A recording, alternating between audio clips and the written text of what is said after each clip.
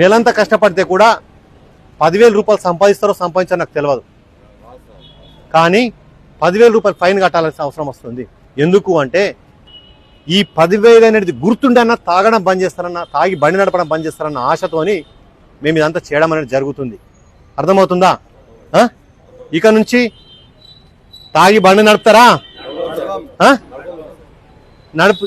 మీ ఇంకోటి తెలవాలా, తాగి బండి నడిపితే ఫస్ట్ సారి దొరికితే ఓకే, సెకండ్ సారి దొరికితే 15,000 రూపాయలు. ఇప్పుడు 10,000 కదా, 15,000 మేజిస్ట్రేట్ గారు వేస్తారు.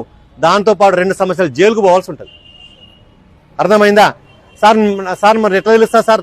ఇప్పుడు చెప్తున్నా దొరికినా మళ్ళీ ఫైన్ కట్టేసుకుంటున్నాం కదా సార్. కాదు, మీరు ఆధార్ కార్డు ఇస్తున్నారు కదా మాకు.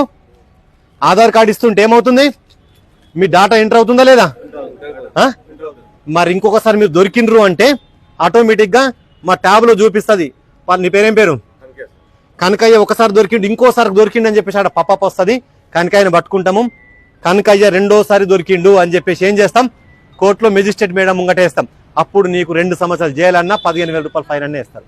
మళ్ళీ దాంతోపాటు మీ రిజిస్ట్రేషన్ని, మీ లైసెన్స్ను కూడా 6 నెలలు సస్పెండ్ చేయడం జరుగుతుంది.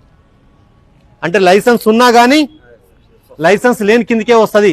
మా పోలీసు వాళ్ళు పట్టుకున్నారంటే లైసెన్స్ లేని దాని కింద 500 రూపాయలు ఫైన్ వేయడం అనేది జరుగుతుంది ప్రతిసారి. అంటే మీరు 6 నెలలు బండి ముట్టడానికి